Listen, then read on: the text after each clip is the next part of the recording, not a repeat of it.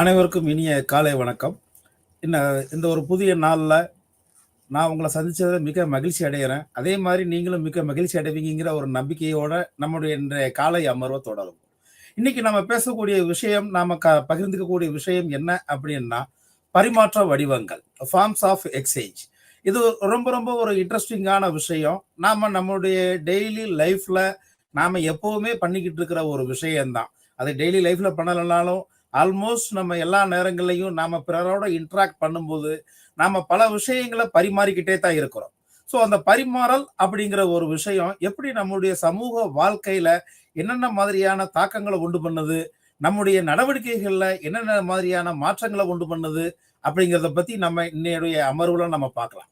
இந்த பரிமாற்ற வடிவங்கள்ல மொத்தம் நாம 2 விஷயங்கள பத்தி நம்ம பேசப் போறோம். அலகு 4ல ரெசிப்ரோசிட்டி அண்ட் கிஃப்ட், பரஸ்பரம் மற்றும் பரிசு.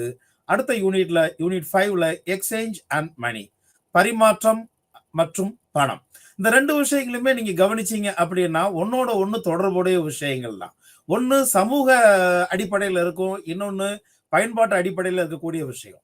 முதல்ல நம்ம யூனிட் 4ல இருக்கக்கூடிய விஷயம் என்ன அப்படின்னா, பரஸ்பரம் மற்றும் பரிசு. பரஸ்பரம் மற்றும் பரிசு அப்படின்னு நம்ம பார்க்கும்போதே அந்த வார்த்தை நமக்கு என்ன ஒரு விதமான ஒரு இம்ப்ளிகேஷனை, என்ன விதமான ஒரு உள்ளுணர்வை உண்டு பண்ணுது? பரஸ்பரம். பரஸ்பரம், பரிமாற்றம் அப்படிங்கிற வார்த்தைக்கு என்ன மிகப்பெரிய வித்தியாசம் இருக்குது? இல்ல 2க்கும் மிகப்பெரிய ஒற்றுமை என்ன அப்படிங்கிறத நம்ம லேட்டர் ஸ்டேஜ்ல பார்க்கலாம்.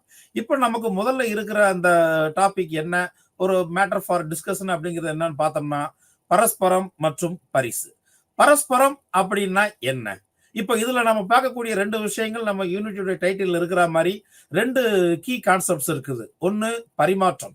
So reciprocity. அடுத்து பரிசு. பரிமாற்றம் அப்படிங்கிறது எதுவா வேணாலும் இருக்கலாம். பரிமாற்றம் அப்படிங்கிறது ஒரு சில கருத்துக்களா இருக்கலாம்.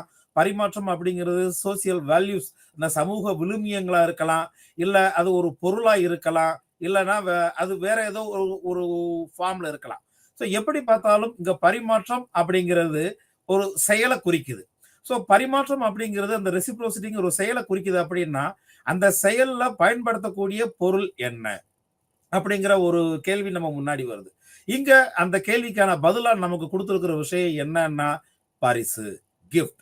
நாம எப்படி பரிசுகளை பரிமாறிக் கொள்கிறோம்? நம்முடைய சமூக வாழ்க்கையில அந்த பரிசுகளின் பரிமாற்ற தாக்கம் என்ன? அல்லது என்ன காரணங்களுக்காக நாம பரிசுகளை பரிமாறிக் கொள்கிறோம்? அந்த பரிசுகள் பரிமாற்றத்தினுடைய அந்த சோசியல் வேல்யூ, சமூக விழுமியங்கள் என்ன? அது பெறுபவரின் நடவடிக்கைகளோ அல்லது கொடுப்பவரின் பரிசை கொடுப்பவரின் நடவடிக்கைகளோ என்ன மாதிரியான தாக்கத்தை உண்டு பண்ணுகிறது? சமூகத்தில் அந்த கொடுக்கப்படுகின்ற பரிசுக்கான மதிப்பு என்ன? அந்த கொடுக்கப்படுபவருடைய மதிப்பு என்ன? பெறுபவரின் மதிப்பு என்ன? அப்படிங்கிற விஷயங்களை நம்ம தெளிவா தெரிஞ்சுக்கிட்டோம் அப்படின்னா, இது நமக்கு ஏற்கனவே தெரிஞ்ச ஒரு விஷயங்களா தான் இருக்கும். நம்முடைய வாழ்க்கையில நாம பரிமாறிக்கிட்டே தான் இருக்கோம். பரிசுகளையும் சில அக்கேஷன்ஸ்ல பிறருக்கு கொடுத்துக்கிட்டு இருக்கிறோம். சில அக்கேஷன்ஸ்ல நமக்கும் பரிசு கொடுத்துக்கிட்டு இருக்கிறாங்க. அப்படி பார்த்தோம் அப்படின்னா, நாம பரிசு கொடுப்பவராகவும் இருக்கிறோம், பரிசு பெறுபவராகவும் இருக்கிறோம். இந்த இடத்துல நாம கிஃப்ட் கிவராகவும் இருக்கிறோம், கிஃப்ட் ரிசீவராகவும் இருக்கிறோம். அப்படிங்கிற பட்சத்துல அந்த பரிசு அப்படிங்கிறது எதன் காரணமாக, எதன் அடிப்படையில் ஒரு நபரிலிருந்து இன்னொரு நபருக்கு போகிறது அல்லது இன்னொரு நபரிடமிருந்து நமக்கு வருகிறது அப்படிங்கறது நம்ம தெரியும் போதே அந்த ரெசிப்ரோசிட்டி வந்துருது. ஸோ இங்க 2 விஷயங்கள் நமக்கு இன்வால்வ் ஆயிருக்குது. ஒண்ணு, ஒரு பரஸ்பரம், கொடுக்கிறோம் வாங்குறோம். அந்த கொடுக்கிறோம் வாங்குறோம் அப்படிங்கிறது ஒரு பரிமாற்றத்தை நமக்கு குறிக்குது. ஸோ இந்த அடிப்படையில நாம ஏன் பரஸ்பரத்தை புரிஞ்சுக்கணும்? இந்த ரெசிப்ரோசிட்டி அப்படிங்கிற ஒரு விஷயத்தை நாம ஏன் புரிஞ்சுக்கணும்? முதல்ல இந்த பரஸ்பரம் அப்படிங்கிறது ஒரு பரிமாற்றத்தை குறிக்குது. ஏன்னா giver and taker. So giver and receiver அப்படிங்கிற ஒரு விஷயத்தை நம்ம பார்க்கும்போது எப்படி இந்த பரிமாற்றம் நடைபெறுகிறது, இந்த பரிமாற்றத்தின் மூலமா அந்த சோசியல் ரிலேஷன்ஷிப் அப்படிங்கிறது எப்படி உருவாகுது? ஏன்னா பரிசுகள் அப்படிங்கிற ஒரு விஷயம் just not merely giving a gift. ஒரு பொருளை போற போக்குல யாருக்கோ கொடுக்கறது இல்லை, இல்ல போற போக்குல யாரோ நமக்கு அந்த ஒரு பொருளை நமக்கு கொடுத்துட்டு போறது இல்லை. அந்த கொடுக்கக்கூடிய பொருளுக்கும் அந்த கொடுக்கக்கூடிய செயல் அப்படிங்கிறதுக்கும் உள்ள முக்கியத்துவம் என்ன அப்படிங்கிறத நம்முடைய சமூக வாழ்க்கையில நாம கண்டிப்பா புரிஞ்சுக்கிட்டோம் அப்படின்னா, நம்முடைய ரிலேஷன்ஷிப் அதர் இண்டிவிஜுவல்ஸோட, அதர் குரூப்ஸோட, நம்ம வே ஆஃப் லைஃப் அப்படிங்கிறதும் ரொம்ப சிம்பிளிஃபைடாகவும் இருக்கும், ரொம்ப இலகுவா இருக்கும். நம்முடைய சமூக வாழ்க்கை அப்படிங்கிறத பிற நபரோட அந்த ஒத்திசைந்து வாழ்றது அப்படிங்கிறது அந்த கோஆபரேட்டிவ் ஃபார்ம் ஆஃப் லைஃப் அப்படிங்கிறத நாம தெளிவா புரிஞ்சுக்கலாம். ஸோ இந்த இடத்துல நாம தெரிஞ்சுக்கக்கூடிய விஷயம் என்னன்னா, பரிமாற்றம் எவ்வாறு நடைபெறுகிறது, அந்த பரிமாற்றத்தின் மூலம், அந்த பரஸ்பரத்தின் மூலம் உறவுகள் எவ்வாறு உருவாகின்றன. உறவுகள் அப்படிங்கிறது அந்த சோசியல் ரிலேஷன்ஷிப் அப்படின்னு நம்ம சொல்லலாம். ஓகே.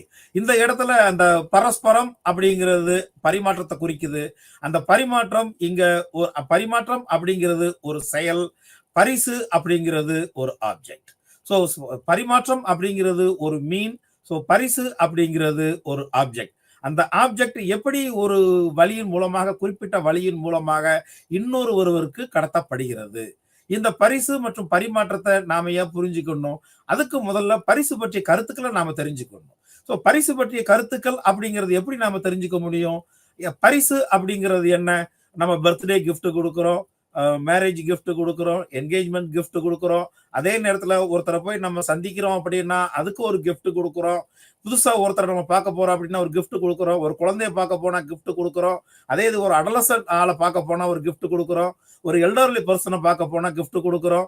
ஸோ அந்த கிஃப்ட் அப்படிங்கிறது வயசுக்கு தகுந்தாப்படியும் சூழ்நிலைக்கு தகுந்தாப்படியும் மாறிக்கிட்டே இருக்குது. ஆனா கிவிங் கிஃப்ட் அப்படிங்கிற ஒரு ஆக்ஷன் மாறுறதே கிடையாது. அந்த பொருள் வேணா மாறுபடலாம், ஆனா கிவிங் அப்படிங்கிற ஒரு விஷயம் மாறாம இருந்துகிட்டே தான் இருக்குது.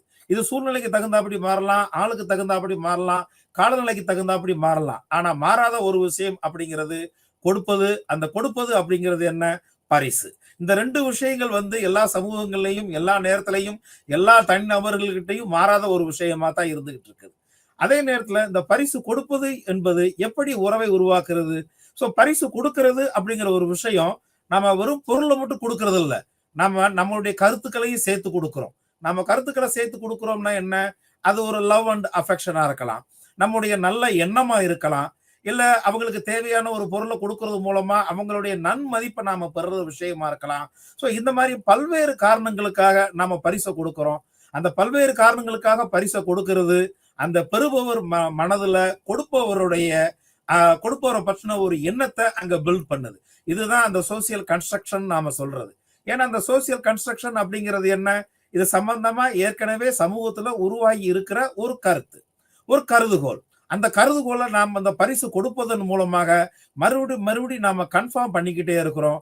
அந்த கன்ஃபார்ம் பண்றது மூலமா நம்முடைய சோசியல் ரிலேஷன்ஷிப், அந்த emotional dies with the receiver, அந்த அவங்களுடைய உணர்ச்சிகள்ல நாம பங்கெடுத்துக்கிற அந்த சூழ்நிலைகளும் அந்த நிலைகளும் இங்க உறுதிப்படுத்தப்படுது. ஸோ இங்க பரஸ்பரம் அப்படிங்கிற ரெசிப்ரோசிட்டி அப்படிங்கிற விஷயம் எதை உள்ளடக்குனது? பொதுவா சொல்ல போனா ரெண்டு பேரை உள்ளடக்குனது. என்ன ரெண்டு பேர்? யார் அந்த ரெண்டு பேர்? பரிசு கொடுப்பவர் மற்றும் பரிசை பெறுபவர். ஸோ பரிசு கொடுப்பவர் இங்க கண்டிப்பா தேவை, பரிசு பெறுபவர் இங்க தேவை. அப்ப கொடுப்பவர் சில நேரங்களில் பெறுபவரா இருக்கலாம், பெறுபவர் சில நேரங்களில் கொடுப்பவரா இருக்கலாம். நான் முதல்ல சொன்ன மாதிரி இதுதான் பரஸ்பரம், மியூச்சுவாலிட்டி நம்ம சொல்லுவோம். அதே இதுதான் ரெசிப்ரோசிட்டிங்கிற நம்ம ஒரு கன்செப்சுவலா நம்ம சொல்லிட்டு இருக்கிறோம். ஸோ இங்க கொடுப்பவரும் பெறுபவரும்ங்கிறது சூழ்நிலையை பொறுத்து அவருடைய அந்த ரோல் ஆஃப் ஆக்டிங் அப்படிங்கிற விஷயம் மாறுபடுது. அவருடைய செயல் அப்படிங்கிறது கொடுக்கிறாரா இல்ல பெறுகிறாரா அப்படிங்கிறத பொறுத்து இங்க அவருடைய ஆக்ட் மாறுபடுது. ஸோ இது கொடுப்பவர் பெறுபவர் மற்றும்ங்கிறது மட்டுமே கிடையாது. இந்த இடத்துல ரொம்ப ரொம்ப முக்கியமான விஷயமா நம்ம கருதக்கூடியது, இல்லைன்னா கவனத்துல எடுத்துக்கக்கூடியது என்ன அப்படின்னா அக்செப்டன்ஸ். கொடுப்பவர் கொடுக்கிறத பெறுபவர் கண்டிப்பா ஏற்றுக்கொள்ளணும். அதை ஏற்றுக்கொண்டா மட்டுமே தான் அந்த உறவை பேணுதல் மற்றும் அந்த உறவை நிலைநிறுத்துதல். உறவை நிலைநிறுத்துதல்னா வேற ஒன்றும் இல்லை, ஒரு என்டியூரிங் ரிலேஷன்ஷிப்பை நாம மெயின்டைன் பண்ணிக்கிட்டே இருக்க முடியும். இன்னைக்கு நாம ஒரு கிஃப்ட் கொடுத்தோம் அப்படின்னா நாளைக்கு அவங்க ஒரு கிஃப்ட் கொடுப்பாங்க, அதுக்கப்புறம் நாம ஒரு கிஃப்ட் கொடுப்போம், அவங்க ஒரு கிஃப்ட் கொடுப்பாங்க. அதுதான் அந்த ரிலேஷன்ஷிப் என்டியூரிங்கா போய்கிட்டே இருக்கிறது, சஸ்டெயின் பண்ணிட்டு இருக்கிறது. நாம நீண்ட காலத்துக்கு நம்மளுடைய உறவை மெயின்டைன் பண்றது, உறவை பேணுதல் அப்படிங்கிறதுக்கு முக்கியமான காரணி என்ன அப்படின்னா பரிசு கொடுப்பவரிடமிருந்து கொடுக்கப்படுகின்ற பரிசை பெறுபவர் ஏற்றுக்கொள்ள வேண்டும். சோ ஏற்றுக்கொள்றது அப்படிங்கிறது தான் இங்க பரஸ்பரம் அப்படிங்கிற ஒரு விஷயத்துக்கு அடிப்படையான விஷயமா இருக்குது. ஒரே விஷயம் ஒன்லி கிவிங் மட்டுமே இருந்துகிட்டு இருந்தது அப்படின்னா, இல்லைன்னா இன்னொரு விதத்துல சொல்ல போனா ரிசீவிங் அப்படிங்கிறது மட்டுமே இருந்துகிட்டு இருந்தது அப்படின்னா, அப்படின்னா ஒருத்தர் கொடுத்துக்கிட்டே இருக்காரு, ஒருத்தர் வாங்கிக்கிட்டே இருக்காரு, இல்லைன்னா வாங்கிக்கிட்டே இருக்கிறவர் திரும்பி எப்பவுமே கொடுக்கறதே இல்லை. அப்போ அந்த ரெசிப்ரோசிட்டி, திருப்பி கொடுக்கணும், வாங்குறத நாம திருப்பி கொடுக்கணும் அப்படிங்கிற ஒரு நிலை இல்லை அப்படின்னா அங்க அந்த உறவை பேணுதல் அப்படிங்கிற ஒரு விஷயமே இருக்காது. ஒரு சின்ன உதாரணத்தை நீங்க எடுத்துக்கங்க. நாம நிறைய சுப நிகழ்ச்சிகளுக்கு போறோம். அங்க நாம பெரும்பாலான பேர்ட்ட வந்து மொய் அப்படிங்கிற கொடுக்கிற பழக்கம் இருக்குது. ஸோ இதுக்கு முன்னாடி அவங்க நம்ம வீட்டுக்கு வந்த விசேஷத்துக்கு ஒரு 1000 ரூபாய் வச்சிருந்தாங்க அப்படின்னா, நாம அந்த 1000 ரூபாய அட்லீஸ்ட் ₹1 வச்சு நாம திருப்பி கொடுப்போம். அதுதான் நம்ம வந்து திருப்பி கொடுக்கிறது பரஸ்பரம். அவங்க நம்ம வீட்டுக்கு வந்து நம்மளுடைய வீட்டுல நடந்த அந்த ஸ்பெஷல் அக்கேஷன்ல கலந்துக்கிட்டாங்க, நம்மளை கௌரவிச்சாங்க. அதே மாதிரி அந்த ஸ்பெஷல் அக்கேஷன்ல நாம திரும்பவும் போய் கலந்துக்கிறோம். அவங்க என்ன மாதிரியான ஒரு கிஃப்டை கொடுத்து நம்மளை கௌரவம் பண்ணாங்களோ அதே மாதிரியான ஒரு கிஃப்டை நாம அவங்களுக்கு திரும்ப கொடுத்து நாம அவங்கள கௌரவப்படுத்துறோம். நீங்க நல்லா கவனிச்சீங்க அப்படின்னா, நாம அவங்க வீட்டுக்கு போயிருப்போம். ஆனா அவங்க நம்ம வீட்டு விசேஷத்துக்கு வந்திருக்க மாட்டாங்க. இன்னொரு வீட்டுல இன்னொரு விசேஷம் நம்ம வீட்டுல வைக்கும்போது நம்ம யோசிச்சு பார்ப்போம். நம்ம வீட்டுல பெரியவங்க பேசும்போது நீங்க கேட்டீங்கன்னா அது உங்களுக்கு நல்லா தெரியும். நாம அவங்க வீட்டு விசேஷத்துக்கு போனோம், அவங்க நம்ம வீட்டு விசேஷத்துக்கு வரவே இல்லை, திரும்ப எதுக்கு நாம அவங்க வீட்டு விசேஷத்துக்கு போகணும் அப்படிங்கிற ஒரு பேச்சு பெரியவங்க மத்தியில எப்பவுமே இருந்துகிட்டே இருக்கும். நீங்க நல்லா கவனிச்சீங்க அப்படின்னா நம்ம வீட்டுல வந்து எப்பவுமே விசேஷம் நடக்கிறதுக்கு பெரும்பாலான தமிழர்கள் மத்தியில ஒரு பழக்கம் இருக்கும். அந்த மொய் பணம்ங்கிற ஒரு நோட்டை மெயின்டைன் பண்ணுவாங்க. யார் யாரெல்லாம் நம்ம வீட்டுல கலந்துக்கிட்டாங்க, யார் யாரெல்லாம் எவ்வளவு கொடுத்தாங்க, இல்லைன்னா என்னென்ன கிஃப்ட் கொடுத்தாங்க, என்னென்ன பரிசு பொருட்கள் கொடுத்தாங்க அப்படிங்கறத டீடைலா எழுதி வச்சிருப்பாங்க. அந்த டீடைலா எழுதி வச்சுக்கிறதுக்கு காரணம் என்னன்னா, ஒண்ணு அக்கௌண்டபிலிட்டி. யார் நமக்கு என்ன கிஃப்ட் கொடுத்தாங்க அப்படிங்கிறத நாம மைண்ட்ல ரெஜிஸ்டர் பண்றது. மைண்ட்ல ரெஜிஸ்டர் பண்றது எதுக்காக அப்படின்னா, அவங்களுக்கு நாம திருப்பி செய்யணும். அப்படி நாம திருப்பி செய்யல அப்படின்னா அந்த உறவு சஸ்டைன் ஆகாது.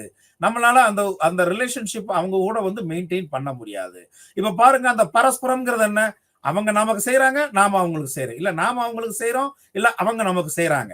இதுதான் அந்த சோசியல் கன்சர்ன் அப்படிங்கிறது. நாம எப்பவுமே அந்த ரெசிப்ரோசிட்டிய, அந்த மியூச்சுவாலிட்டியை எப்பவுமே மெயின்டைன் பண்ணிட்டு இருக்கணும். அதுதான் பரஸ்பரம் சமத்துவம் அப்படின்னு சொல்றது. இதுதான் அந்த மியூச்சுவாலிட்டி, அந்த ஈக்குவாலிட்டி. அவங்க கொடுக்குறப்போ நாமளும் திருப்பி கொடுக்கணும், நாம கொடுக்குறப்ப அவங்களும் திருப்பி கொடுக்கணும். இதுல நல்லா பாத்தீங்கன்னா இதுதான் அந்த மியூச்சுவல் ஆப்ளிகேஷன் அப்படிங்கிறது. நமக்கு எவ்வளவு தூரத்துக்கு அந்த பொறுப்புணர்ச்சி, கடமை உணர்ச்சி இருக்குதோ அதே பொறுப்புணர்ச்சி, அதே கடமை உணர்ச்சி பெறுபவருக்கும் இருக்குது. இது என்னன்னா உடனே திருப்பி கொடுக்கலாம், இல்ல கொஞ்ச நாள் கழிச்சு திருப்பி கொடுக்கலாம், இல்ல நம்ம வீட்டுல எப்போ ஒரு விசேஷம் வருதோ அப்ப திருப்பி கொடுக்கலாம். சோ இந்த இடத்துல இப்ப வந்து நம்ம எல்லாமே அக்செப்டன்ஸ், அந்த கொடுக்கிறது அப்படிங்கிற செயலை ஏற்றுக்கிறோம். பரிசு கொடுப்பது அப்படிங்கிறத ஏற்றுக்கிற பட்சத்துல இது எல்லாமே சாத்தியம். இப்போ இந்த பரஸ்பரத்துல பரிசு கொடுக்கறதுல யாரேனும் ஒருவர், யாராவது ஒருத்தர், அது கிவரோ ஆர் ரிசீவரோ, அவங்களுடைய அதிருப்தியை காட்டினால் என்ன நடக்கும்? இங்க அந்த பரஸ்பரம் அப்படிங்கிற ஒரு விஷயமே இல்லாம போயிடும். சோ அந்த சமத்துவம் அப்படிங்கிற விஷயமே இல்லாம போயிடும். உறவை பேணுதல் அப்படிங்கிற விஷயம் இல்லாம போயிடும். ஏன்னா இங்க அக்செப்டன்ஸ் இல்லை. நான் acceptance leads to the rejection of the relationship. So அவங்க நாம கொடுக்கிற கிஃப்டை ஏத்துக்கல அப்படின்னா உன்னுடைய உறவு எனக்கு தேவையில்லை அப்படிங்கிறத அந்த இடத்துல நாம புரிஞ்சுக்கலாம். ஸோ அந்த பரஸ்பரம் அப்படிங்கிறது நமக்கு முன்னிறுத்தக்கூடிய அல்லது நமக்கு நினைவூட்டக்கூடிய ஒரு முக்கியமான விஷயம் என்னன்னா சமத்துவம், அந்த ஈக்குவாலிட்டி. அதுதான் அந்த பரஸ்பரத்துடைய மிக மிக முக்கியமான அடிப்படையான விஷயம். ஸோ இப்போ நேச்சர் ஆஃப் ரெசிப்ரோசிட்டி அப்படின்னு நம்ம பார்த்தோம் அப்படின்னா, இவ்வளவு நேரம் நம்ம பேசுனதுல இருந்து நம்ம தெரிஞ்சிருக்கக்கூடிய விஷயம் என்னன்னா, இந்த பரஸ்பரத்துடைய இந்த ரெசிப்ரோசிட்டியுடைய தார்மீக இயல்பு அப்படின்னு நம்ம பார்த்தோம்னா, கொடுப்பவருக்கு ஈடாக திரும்ப கொடுக்க வேண்டியது ஒருவருடைய கடமை. நான் இதுதான் கொஞ்ச நேரத்துக்கு முன்னாடி சொன்னேன். நம்ம வீட்டுல ஒரு அக்கேஷனுக்கு வந்து அவங்க வந்து மொய் அப்படிங்கிறது ஒரு உதாரணம் தான். இதே இது அவங்க வந்து வேற பணமா இல்லாம பொருளா செஞ்சிருக்கலாம், அதுக்கு நமக்கு அந்த பண்ட பாத்திரங்களா செஞ்சிருக்கலாம். அவங்க எவ்வளவு செய்யறாங்களோ அதுக்கு ஈடாக நாம் திரும்ப கொடுக்க வேண்டியது பெறுபவருடைய தார்மீக கடமை. அதான் சொன்னேன், 1000 ரூபாய் மொய் வச்சா அட்லீஸ்ட் ₹1 கூட வச்சு திருப்பி கொடுப்பாங்க. அந்த ₹1 கூட வைக்க முடியலன்னா கூட பரவாயில்ல, அதே 1000 ரூபாய் திருப்பி கொடுப்பாங்க. அவங்க என்ன வேல்யூ கொடுத்தாங்களோ அந்த வேல்யூக்கு கொஞ்சமும் குறைவில்லாம திருப்பி கொடுக்கணும். இதுதான் அந்த பெறுபவருடைய அந்த பரஸ்பரத்துடைய தார்மீக இயல்பு, பெறுபவருடைய தார்மீக கடமை. இதுதான் தியரி ஆஃப் ஜஸ்டிஸ் அப்படின்னு ரால்ஸ் சொல்றது. ஸோ தியரி ஆஃப் தார்மீகம், அந்த நீதி, சமூக நீதி அப்படிங்கிறது என்ன? ஒருவர் இன்னொருவருக்கு செய்த விஷயத்தை அதே அளவு சிறிதும் குறையாமல் திருப்பி செலுத்த வேண்டியது பெறுபவருடைய கடமை. இதுதான் ரால்ஸுடைய அந்த தியரி ஆஃப் ஜஸ்டிஸ். இந்த பரஸ்பரம் அப்படிங்கிற ஒரு விஷயம் நமக்கு அகைன் அண்ட் அகைன் இன்சிஸ்ட் பண்ணக்கூடிய விஷயம் என்ன? இந்த தார்மீக இயல்பு, இந்த அடிப்படை குணத்தை தான் பரஸ்பரம் அப்படிங்கிற ஒரு கான்செப்ட் மூலமா நமக்கு இன்சிஸ்ட் பண்ணுது. ஸோ அந்த பரஸ்பரம் அந்த அது பரஸ்பர அமலாக்க வழிமுறைகள் அப்படிங்கிறது பார்த்தோம் அப்படின்னா என்னென்ன வழிமுறைகள் மூலமா இந்த பரஸ்பரத்தை நாம என்ஃபோர்ஸ் பண்ணலாம், அப்படின்னா அமுல்படுத்தலாம், அப்படின்னா செயல்படுத்தலாம் அப்படின்னு அர்த்தம். ஸோ இந்த இதுக்கு மொத்தம் 3 விதமான வழிமுறைகள் இருக்குது. ஒன்னு சட்ட அமலாக்கம், இன்னொன்னு லீகல் என்ஃபோர்ஸ்மெண்ட், 2வது பகுத்தறிவு அமலாக்கம் ரேஷனல் என்ஃபோர்ஸ்மெண்ட், 3 சமூக அமலாக்கம் சோசியல் என்ஃபோர்ஸ்மெண்ட். இந்த வார்த்தைகள் எல்லாம் நீங்க கவனிச்சீங்க அப்படின்னா அந்த வார்த்தைகளே வந்து செல்ஃப் எக்ஸ்பிளனேட்டரி. அந்த வார்த்தைகளே அந்த பரஸ்பரத்தை அமலாக்குறதுக்கு தெளிவான விளக்கங்களை கொடுக்குது. லீகல் என்ஃபோர்ஸ்மெண்ட்னா என்ன? சோ சட்டப்பூர்வமா கொடுப்பவருக்கு திருப்பி கொடுக்க வேண்டிய வழிமுறை, திருப்பி கொடுக்க வேண்டியது என்ன? மோர் or less it is like a contract. 2 பார்ட்டிஸும் ஒரு மியூச்சுவல் அக்செப்டன்ஸுக்கு இங்க வந்துருவாங்க. சோ உனக்கு நான் இதை கொடுக்கறேன், எனக்கு நீ இதை கொடுக்கணும். 2 பேருடைய மியூச்சுவல் அக்ரிமெண்ட், மியூச்சுவாலிட்டி அப்படிங்கிறது இங்க ரொம்ப ரொம்ப முக்கியமான விஷயம். இதுல யாராவது ஒருத்தர் அந்த கேட்டு பெறுபவருடைய டிமாண்ட்ஸை வந்து டினை பண்ணாங்க அப்படின்னா இங்க அந்த மியூச்சுவாலிட்டி, அந்த ரெசிப்ரோசிட்டி அப்படிங்கிறது இருக்காது. ஸோ அப்படி ஏதாவது ஒரு அக்கேஷன்ல அவங்க அதை டினை பண்ணினாலோ இல்ல அதை வந்து அந்த பரஸ்பர அந்த தார்மீக இயல்பை செயல்படுத்துறதுல இருந்து விலகி போனாலோ சட்டம் அங்க வந்து குறுக்கிடுகிறது. சட்டம் தன்னுடைய கடமையை செய்கிறது. எப்படி செய்கிறது? சட்டபூர்வமா 2 பேரும் ஒரு அக்ரிமெண்ட்டுக்கு வர்றாங்க. அந்த அக்ரிமெண்ட்ல ஒருத்தர் கொடுப்பவராகவும் ஒருத்தர் பெறுபவராகவும் இருப்பாங்க. அந்த இடத்துல என்ன கொடுக்கணும், எப்படி கொடுக்கணும், எங்க கொடுக்கணும் அப்படிங்கிற அனைத்து ப்ரொவிஷன்ஸும் சரத்துக்களும் அங்க வந்து இன்க்ளூட் பண்ணப்பட்டிருக்கும், உட்படுத்தப்பட்டிருக்கும். அதன் அடிப்படையில அந்த கொடுத்தல் பெறுதல் அப்படிங்கிற அந்த மியூச்சுவாலிட்டி, அந்த ஜஸ்டிஸ் அப்படிங்கிறது நிலைநிறுத்தப்படுது. 2வது பகுத்தறிவு அமலாக்கம் ரேஷனல் என்ஃபோர்ஸ்மெண்ட். ரேஷனல் என்ஃபோர்ஸ்மெண்ட் அப்படிங்கிற ஒரு விஷயத்தை எப்படி நம்ம சொல்லலாம்? பகுத்தறிவு, நாம அவங்க கொடுத்தாங்க நாம கொடுக்கணும் அப்படிங்கிற ஒரு சென்ஸ், அப்படி நமக்கு அந்த அந்த ரேஷனாலிட்டி இருக்கணும். நான் கொஞ்ச நேரத்துக்கு முன்னாடி சொன்னேன், நான் அவங்க நம்ம வீட்டுக்கு வந்து செஞ்சாங்க, நாம அவங்க வீட்டுக்கு போய் செய்யறோம். ஸோ அந்த ரெசிப்ரோசிட்டி அப்படிங்கிற விஷயம் இங்க ஒருத்தருடைய தனி மனிதனுடைய நடத்தையிலேயே ஊறி போய் இருக்கக்கூடிய விஷயம். பகுத்தறிவு விஷயங்கள் என்ன ஆகுது? அனலிட்டிக்கல் எபிலிட்டி, அவங்க செஞ்சிருக்காங்க நாம திரும்ப செய்யணும் அப்படிங்கிற ஒரு அண்டர்ஸ்டாண்டிங், அந்த மியூச்சுவாலிட்டியை எக்காரணத்தை கொண்டும் அந்த இண்டிவிஜுவல் அதை விட்டு டீவியேட் ஆகாம பாத்துக்கிறது அப்படிங்கிறது இங்க ரேஷனல் என்ஃபோர்ஸ்மெண்டா இங்க இருக்குது. ஸோ இந்த ரேஷனல் என்ஃபோர்ஸ்மெண்ட்ல எந்த விதமான சட்டங்களோ எதுவுமே வந்து குறிக்கிடாது. டூஸ் அண்ட் டோன்ட்ஸ், எது செய்யணும் எது செய்யக்கூடாது அப்படிங்கிறத இண்டிவிஜுவலுக்கு சோசியலைசேஷன் மூலமா சமூகம் திரும்ப திரும்ப சொல்லி கொடுத்துருக்குது.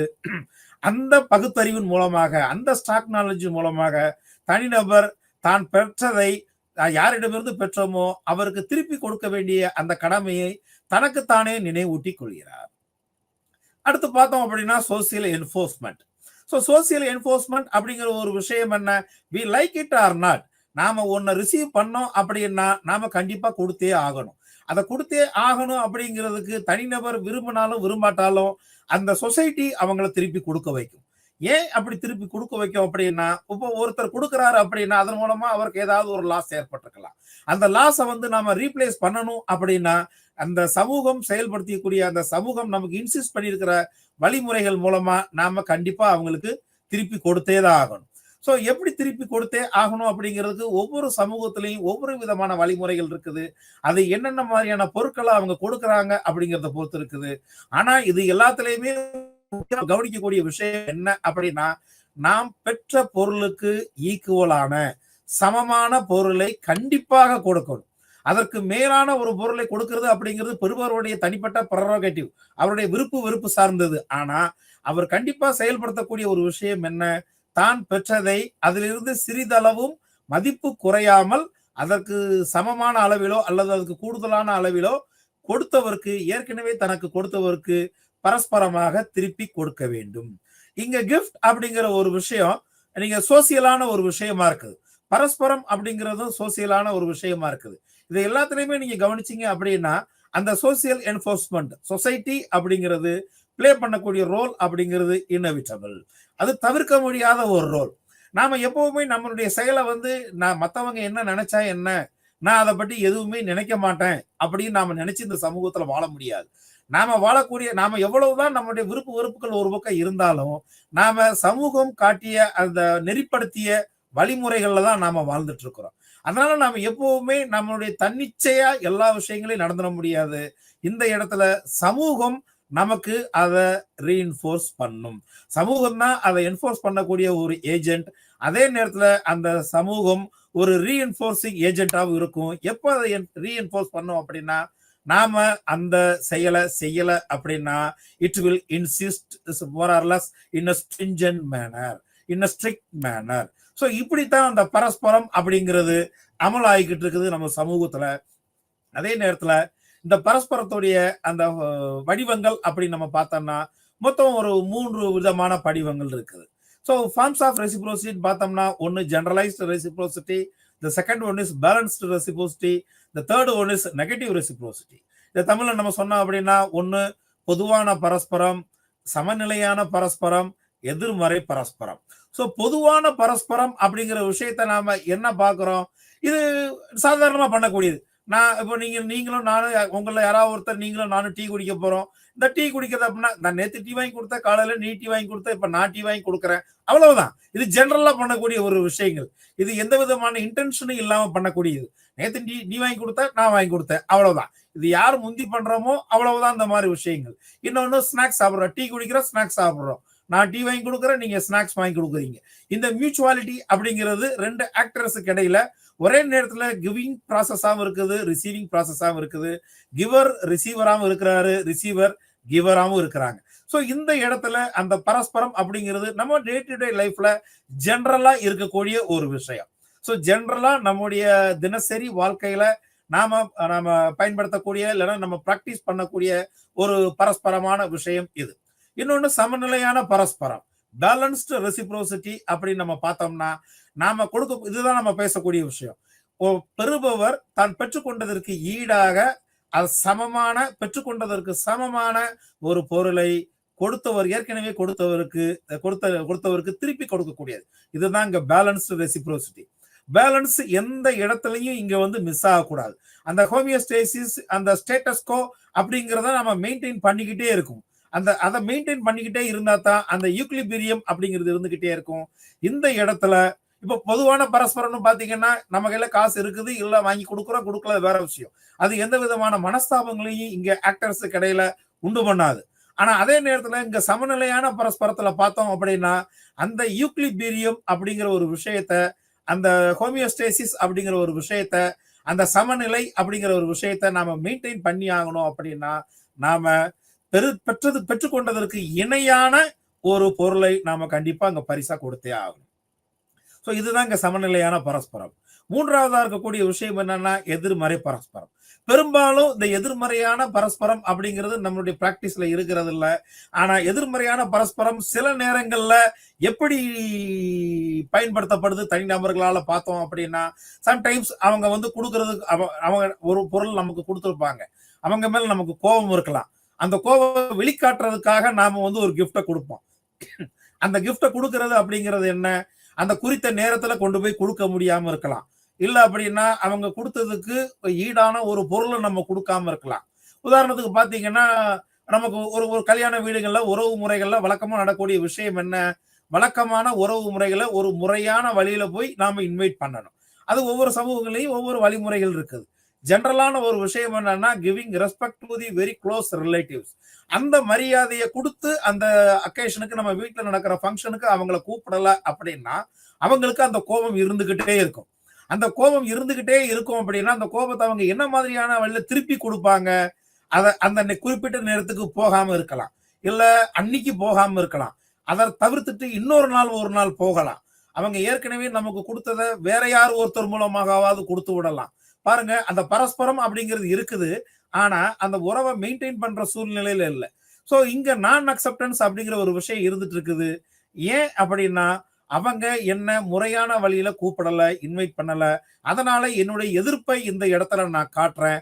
என்னுடைய நான் அக்செப்டன்ஸை இந்த இடத்துல நான் ரெஜிஸ்டர் பண்ண விரும்புறேன் அப்படிங்கிறது தான் இங்க ஆக்டர் அப்படிங்கிற ஒரு எஸ்டாப்ளிஷ் பண்ணக்கூடிய விஷயம். ஸோ இது வந்து இருக்குது, இது ஒரு ஃபார்ம் தான். ஆனா ரொம்ப ரேர் அகேஷன்ஸ்ல தான் இதை வந்து பெரும்பாலும் இண்டிவிஜுவல்ஸ் பயன்படுத்துவாங்க. எப்போ அவங்களுக்கு வந்து அந்த ஒரு ஆன்டகானிஸ்டிக் ஆட்டிடியூட், அந்த ஒரு எதிர் நிலை ஏற்படுதோ, எதிர் மனப்பான்மை ஏற்படுதோ, அப்ப இந்த எதிர்மறை பரஸ்பரம் இங்க செயல் வடிவம் பெறுது. ஸோ இன் ஜெனரல் நம்ம பார்த்தோம் அப்படின்னா பொதுவான பரஸ்பரம் நம்முடைய தினசரி வாழ்க்கையில இருக்குது. சமநிலையான பரஸ்பரம் நம்ம சமூக வாழ்க்கையில எப்பவுமே நம்ம கூட டிராவல் பண்ணிட்டு தான் இருக்குது. எதிர்மறையான பரஸ்பரம் அப்படிங்கிறது எந்த சூழ்நிலை தான் தீர்மானிக்குது அந்த பரஸ்பரம் அப்படிங்கிற ஒரு விஷயத்தை. ஒரு எதிர்மறையான அந்த கருத்தை நாம எஸ்டாப்ளிஷ் பண்ணணும்னு நினைக்கிறப்ப இந்த எதிர்மறை பரஸ்பரம் come in to force. So பரிசு அப்படிங்கிற ஒரு விஷயத்தை பார்க்கிறோம் அப்படின்னா அது என்னது? இது வரைக்கும் நம்ம பரஸ்பரம் அப்படிங்கறது எல்லாத்தையுமே பார்த்துட்டோம். ஸோ பரஸ்பரம் பரிமாற்றம் அப்படிங்கிற ஒரு விஷயத்தை உள்ளடக்கிறது. ஏன்னா பரஸ்பரம் அப்படின்னு வரும்போதே giving and taking, giving and receiving அப்படிங்கிற ஆக்ஷன் இங்க உள்ள வர ஆரம்பிச்சது.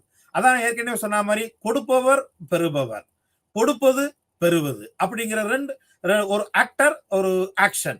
அந்த ஒரு ஆக்டர் அந்த ஆக்ஷன் அப்படிங்கிறது எந்த இடத்துல இருக்கிறோம் அப்படிங்கிறத பொறுத்து அது கிவராகவும் இருக்கலாம், ரிசீவராகவும் இருக்கலாம், அது வந்து கிவிங்காகவும் இருக்கலாம், இல்ல ரிசீவிங்காகவும் இருக்கலாம். ஓகே, இப்போ இந்த பரஸ்பரம் பரஸ்பரம் பரஸ்பரம் பரிமாற்றம் பரிமாற்றம் பரிமாற்றம் அப்படிங்கிற ஒரு விஷயத்தை பார்த்தாச்சு. பரிசுங்கிற வார்த்தைகளையும் நம்ம இடையில இடையில நம்ம உதாரணத்துக்கு பயன்படுத்தி பார்த்தாச்சு. ஸோ இப்போ பரிசு அப்படிங்கிற ஒரு விஷயத்தை நம்ம பார்ப்போம். கிஃப்ட் வாழ்க்கையில நாம பல்வேறு அக்கேஷன்ஸ்ல நாம கொடுத்துருக்கிறோம், வாங்கியிருக்கிறோம், பிறர் கொடுக்கறத பார்த்துருக்கிறோம். பிறர் பரிசு கொடுக்கறதுக்கு நம்ம துணைக்கு போய் செலக்ட் பண்ணி எல்லாம் கொடுத்துருப்போம். அப்ப செலக்ட் பண்ணும்போது அவங்களால முடிவெடுக்க முடியல அப்படின்னா நம்ம கிட்ட கன்சல்ட் பண்ணுவாங்க. நான் இந்த மாதிரி ஒரு அக்கேஷனுக்கு போறேன், என்ன மாதிரி கிஃப்ட் வாங்கினா நல்லா இருக்கும், எனக்கு ஒரு ஐடியாவும் இல்லை, நான் இதுக்கு முன்னாடி கிஃப்ட் எல்லாம் ப்ரெசென்ட் பண்ணது கிடையாது, ஆனா நான் வந்து கண்டிப்பா ப்ரெசென்ட் பண்ணியே ஆகணும், நான் போற பார்க்கக்கூடிய நபர் இப்படிப்பட்ட ஒரு நபர், இந்த நபருக்கு நான் என்ன கிஃப்டா கொடுக்கறது?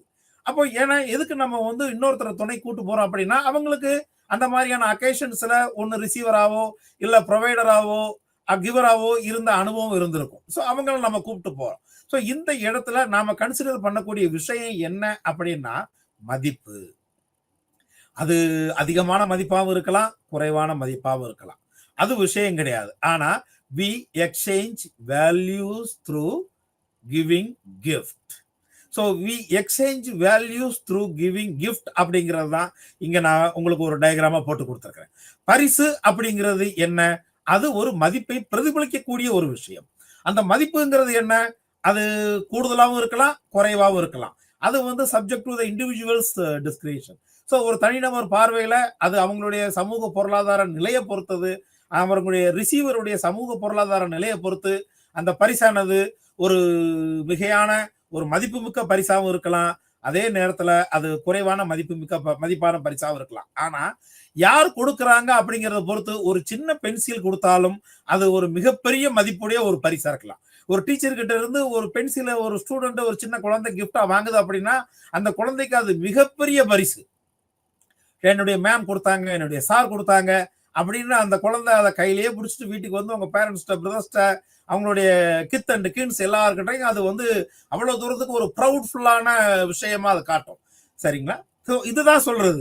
அது என்ன அக்கேஷன்ல அந்த பரிசுடைய மதிப்பு அப்படிங்கிறது பணத்தை வச்சு மட்டும் தீர்மானிக்கப்படுறது இல்ல, கொடுப்பவரை வச்சும் தீர்மானிக்கப்படுது. அது இந்த இடத்துல ரொம்ப முக்கியமான விஷயம். இந்த இடத்துல we exchange values. நாம அந்த பரிசுடைய மதிப்பை பரிமாறிக்கொள்கிறோம். கொடுப்பவருக்கும் மற்றும் பெறுபவருக்கும் இடையில் அந்த பரிசு ஒரு குறிப்பிட்ட மதிப்பை நிலைநிறுத்துகிறது. அந்த மதிப்பு அப்படிங்கிறது என்ன கண்ணோட்டத்துல பார்க்கலாம்? அது ஒரு ஹையர் வேல்யூவாகவும் நம்ம வந்து எவாலுவேட் பண்ணலாம், கன்சிடர் பண்ணலாம். ஒரு லெசர் வேல்யூ ஆர் லோயர் வேல்யூடு கிஃப்டாவும் நாம வந்து அதை கன்சிடர் பண்ணலாம். ஓகே, ஸோ பரிசு அப்படிங்கிறத பத்தி நாம இந்த ஒரு சின்ன புரிதலோட நாம பரிசு வழங்கலுடைய பரிமாணங்கள், தி டைமென்ஷன்ஸ் ஆஃப் கிஃப்ட் கிவிங் அப்படிங்கிற ஒரு விஷயத்துக்கு நாம நம்முடைய கவனத்தை செய்திருப்போம். ஸோ பரிசு வழங்கலுடைய பரிமாணங்கள் அப்படின்னு நம்ம பார்த்தோம் அப்படின்னா மொத்தம் 3 பரிமாணங்கள் இருக்கு.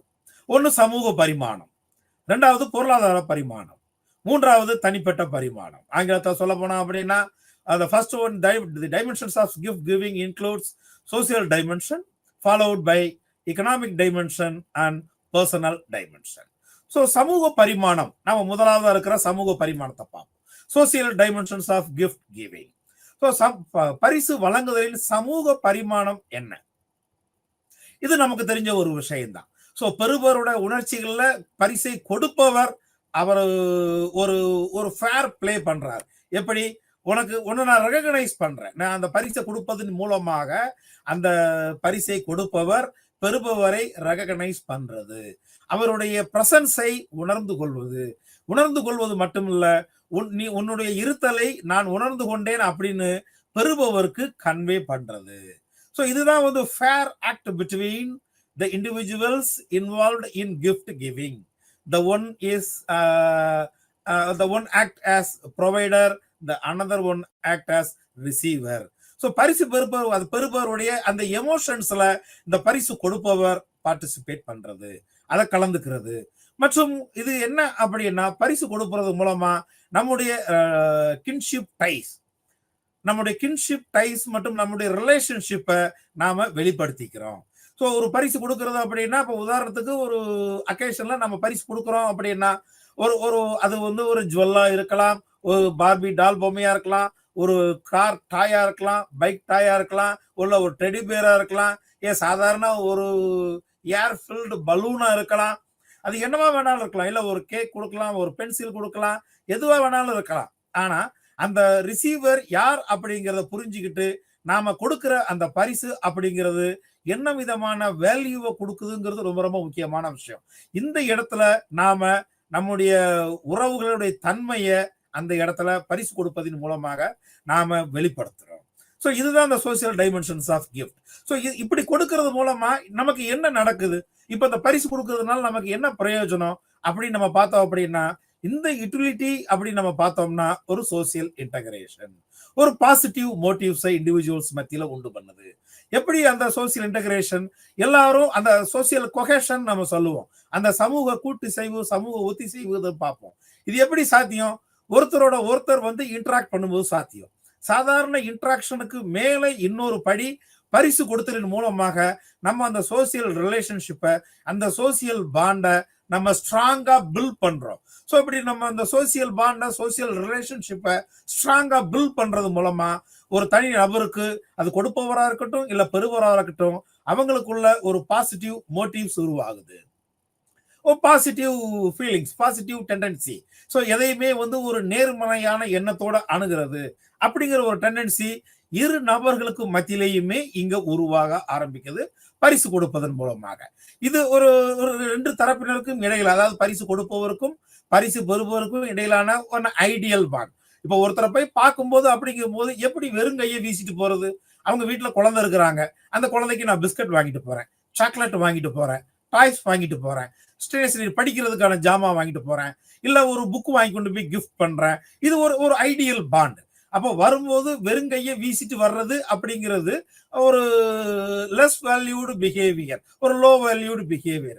என்னடா வீட்டுக்கு ஒரு நாள் கழிச்சு ஒருத்தர் வர்றான், வரும்போது வீசின கையும் வெறுங்கையுமா வர்றானே அப்படின்னு அவங்க நம்மளை பத்தி நினைச்சிடக்கூடாது. ஒரு ஐடியலான விஷயம் என்ன, நாம போகும்போது ஏதாவது நம்மளோட சக்திக்கு தகுந்தாப்படி ஏதோ ஒரு கிஃப்ட், அந்த வீட்டுக்கு நம்ம போய் பார்க்கும்போது வெறுங்கையோட போகிறதுக்கு ஏதோ ஒன்றை வாங்கி கொண்டு போய் கொடுக்கறது ஒரு பெரிய விஷயம். அந்த வீட்டுல குழந்தை இருக்குதுன்னா நீங்க ஒரு 5 ரூபீஸ் சாக்லேட்டை வாங்கி கொண்டு போய் கொடுங்க, ஒரு 5 ரூபாய் பேனா வாங்கி கொண்டு போய் கொடுங்க, ஒரு 10 ரூபாய் பென்சில் எரேசரோட வாங்கி கொண்டு போய் கொடுங்க.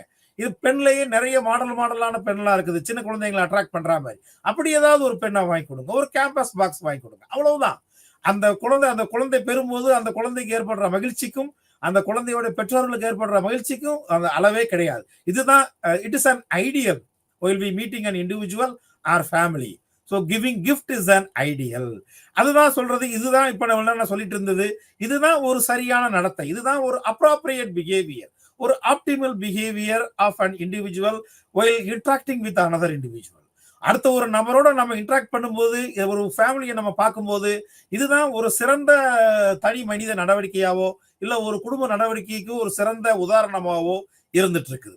ஏன்னா இதுல நம்ம கொடுக்கக்கூடிய பொருள் மட்டுமே இதுல கிடையாது, கிவிங் அப்படிங்கிற ஒரு விஷயம் மட்டும் கிடையாது. நாம கொடுக்கக்கூடிய பொருளின் பின்னால் நம்முடைய எண்ணம், நம்முடைய செயலுடைய அர்த்தம் அப்படிங்கிறது இந்த இடத்துல இருக்குது. இந்த இதன் மூலமா எது மதிப்பிடப்படுது? அந்த பொருளுடைய மதிப்பு, தனிநபருடைய மதிப்பு. அந்த பொருளுடைய மதிப்பு, கொடுப்பவருடைய தரம். இந்த 2மே உறவின் தன்மையை நமக்கு இங்க தெரிவிக்கின்றன. So gift giving அப்படிங்கிறது it's not merely giving a material to another individual or a person. So அடுத்தவருக்கு ஏதோ ஒரு பொருளை கொடுக்கிறது மட்டுங்கிறது கிடையாது. அதனுடைய தரம் ரொம்ப முக்கியம். அந்த தரத்தின் மூலமாக நாம எம்பசைஸ் பண்ணக்கூடிய வேல்யூ ரொம்ப ரொம்ப முக்கியமான விஷயம்.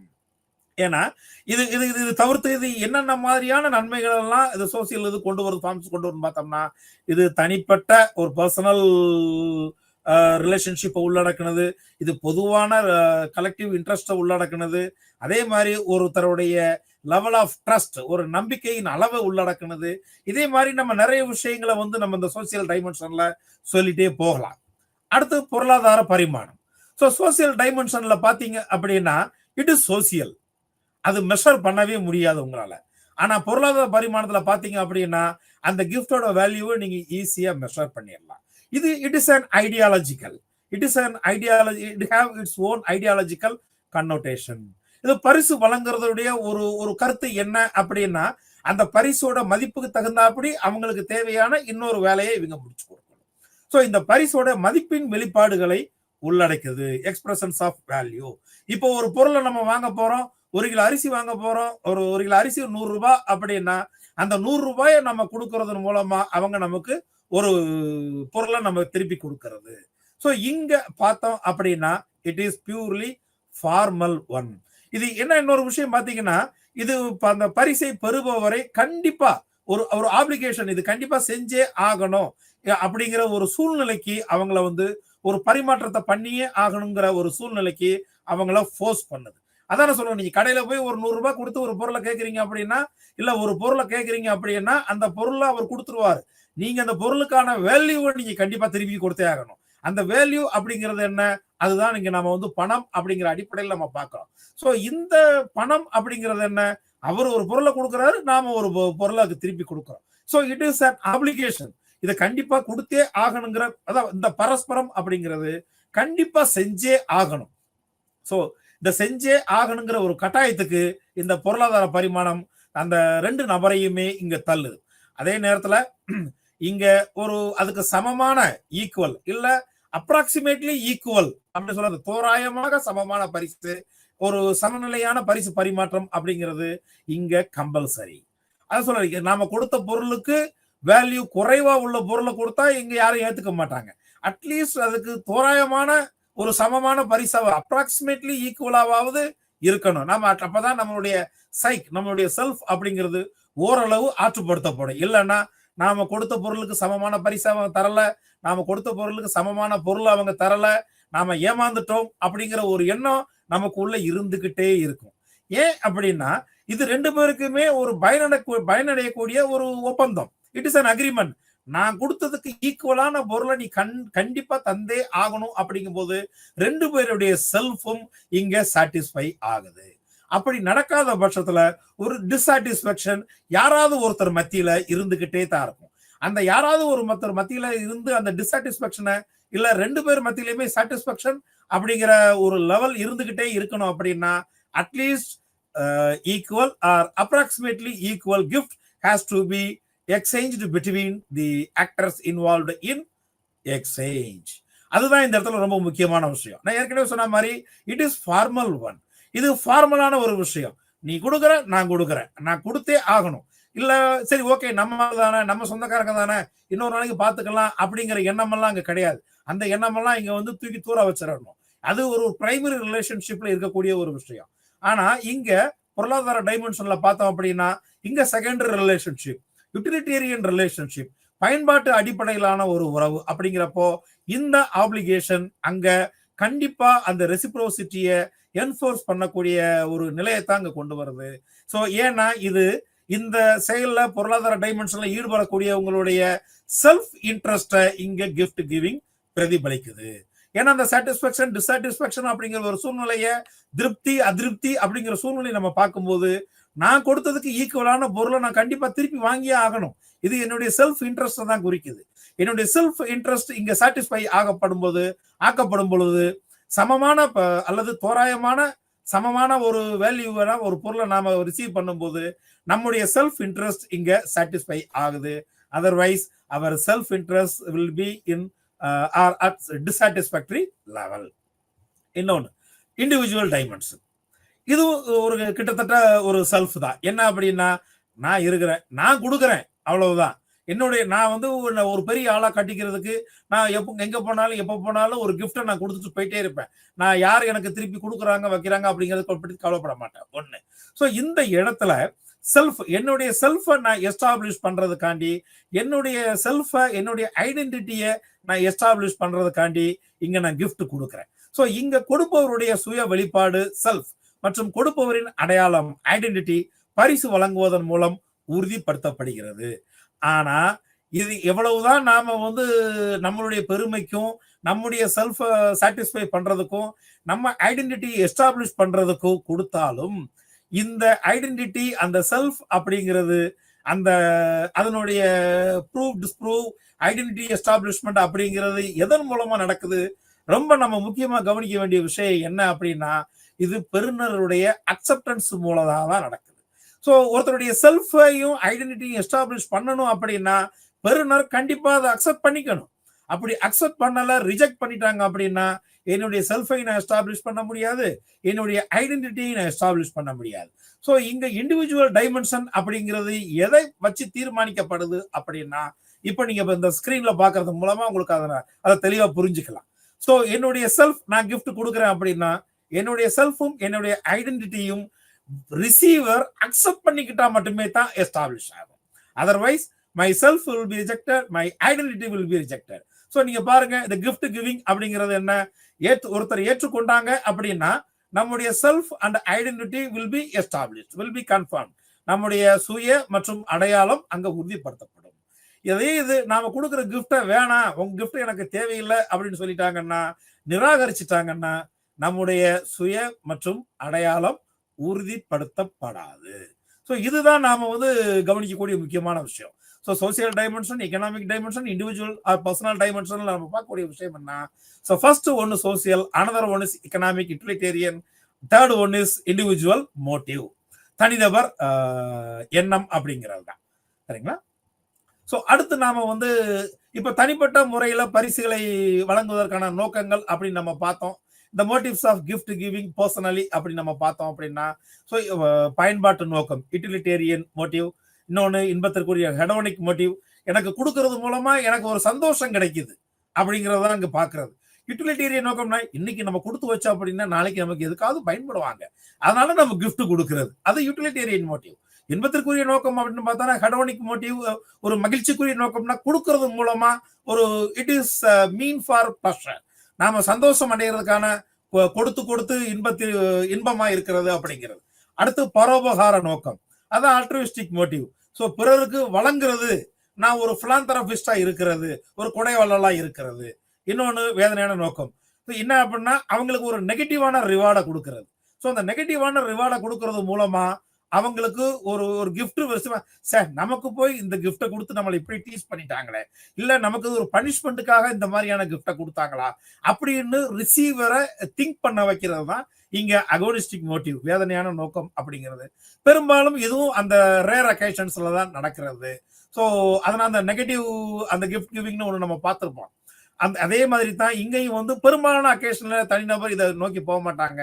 மற்றபடி நோக்கம் அப்படிங்கிறது ஒரு யூட்டிலிட்டேரியன் பயன்பாட்டு நோக்கமா இருக்கலாம், ஒரு ஹெடோனிஸ்டிக் மோட்டிவ் இன்பத்திற்குரிய ப்ளஷர் சீக்கிங் நோக்கமா இருக்கலாம், ஒரு பரோபகார நோக்கமா இருக்கலாம். ஸோ நாலாவது நோக்கம் அப்படிங்கிறது அகோனிஸ்டிக் மோட்டிவ். ஸோ இதுதான் நம்ம வந்து தனிப்பட்ட முறையில இன்னொருத்தருக்கு பரிசுகளை வழங்குறதுக்கான நோக்கங்கள். ஸோ இந்த பரிசுகளை வழங்குவதற்கான அணுகுமுறைகள் அப்படின்னு பார்த்தோம்னா தான் what we call it is approaches of gift giving. ஒன்று மானுடவியல் அணுகுமுறை, சமூகவியல் அணுகுமுறை, பொருளாதார அணுகுமுறை. ஸோ மானுடவியல் அணுகுமுறை அப்படிங்கிறது ஆந்த்ரோபாலஜிக்கல் அப்ரோச், சோசியாலஜிக்கல் சமூகவியல் அணுகுமுறை அப்படிங்கிறது sociological approach, the last one is economic approach. எப்பவுமே நம்ம ஹியூமன் பீயிங் அப்படின்னு நம்ம பார்க்கும்போது இந்த மூணு அப்ரோச்சுமே மூலமா நாம ஒரு தனி மனித நடவடிக்கை இல்லைன்னா ஒரு குரூப்புடைய நடவடிக்கைகளை இல்ல ஒரு சொசைட்டியோட நடவடிக்கைகளை நாம புரிஞ்சுக்கலாம். ஸோ முதல்ல நாம இப்ப ஆந்த்ரோபாலஜிக்கல் அப்ரோச் அப்படிங்கிறத நம்ம பார்ப்போம். ஸோ இது பரிசு வழங்குதல் அப்படிங்கிறது ஒரு ஆந்த்ரோபாலஜிக்கல் பெர்ஸ்பெக்டிவ்ல எப்படி இருக்குது அல்லது எதை குறிக்குது?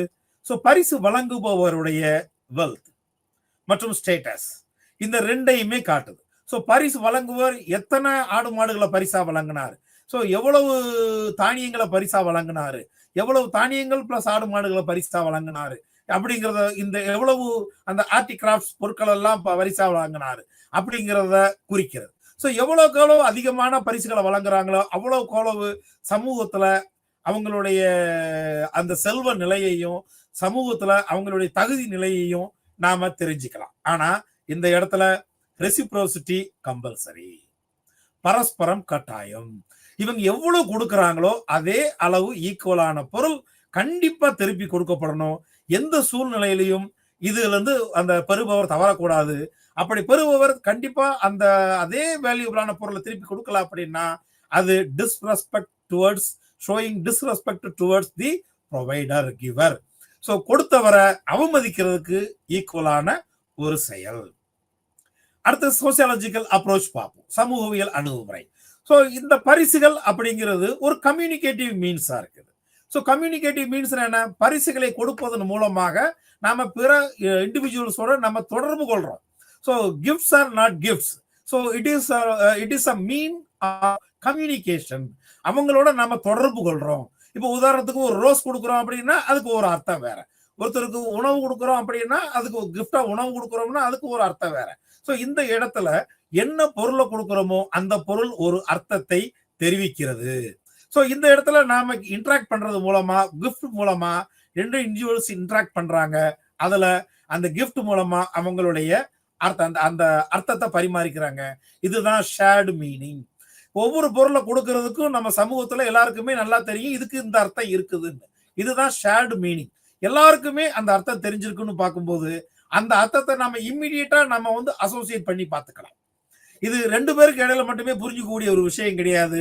அதே நேரத்துல வெளியில இருந்து புரிஞ்சுக்கலாம், எக்ஸப்ட் ஃபியூ அகேஷன்ஸ். இதுலயும் எக்ஸ்க்ளூஷன்ஸ் இருக்குது. ரெண்டு பேருக்கு இடையில ஒரு பொருளை கொடுத்தா அவங்க ரெண்டு பேருக்கு மட்டுமே புரியக்கூடிய அர்த்தம் ஒண்ணு இருக்குது. அதுக்கு நீங்களும் நானும் பொறுப்பாக முடியாது, இந்த சமூகம் பொறுப்பாக முடியாது. சரியா? இதன் மூலமா இந்த கிஃப்ட் கொடுக்கறதன் மூலமா ஒரு கொடுப்பவர் தன்னுடைய செல்ஃப ரிசீவருக்கு தெரியப்படுத்துறாரு. இதே மாதிரி தான் இது வந்து பெறுநரின் அடையாளத்தை ஷேப் பண்ணுது. It shapes giving gift to the individual R the gift shape the receiver's identity. இந்த கிஃப்டை கொடுக்கறது மூலமா நான் என்ன மாதிரியான பிஹேவியரை அந்த கிஃப்ட் கொடுத்தவரை நோக்கி நான் எக்ஸ்பிரஸ் பண்ணணும் அப்படிங்கிறத இந்த கிஃப்ட் தீர்மானிக்குது. மேலும் இது அந்த ஃபேர் ரெசிப்ரோசிட்டி முறை, சமமான அளவுல கொடுக்கிறது. So governing of relationship, setting of boundaries. இப்போ நான் வந்து எல்லாருக்கும் நான் நினைச்ச மாதிரியான கிஃப்டை கொடுத்துட முடியாது.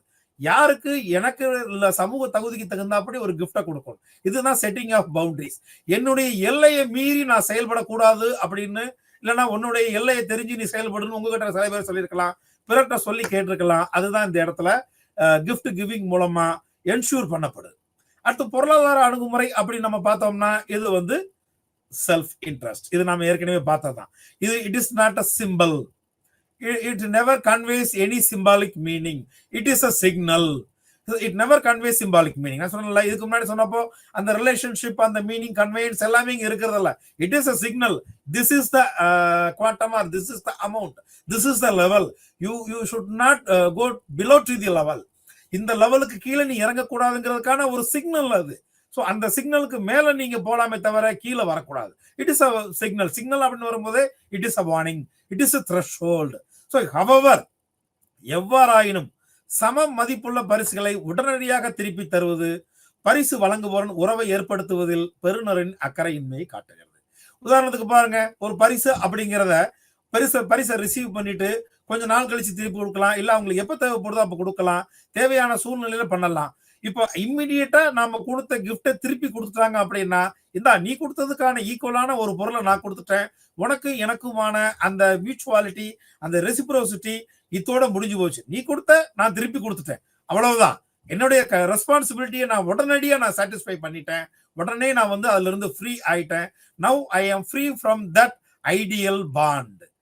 பாத்தீங்களா? அந்த ஐடியல் நம்ம வந்து சமூக சொசியாலஜிக்கலா பார்க்கும்போது இட் இஸ் அன் ஐடியல் அப்படின்னு பார்த்தோம்.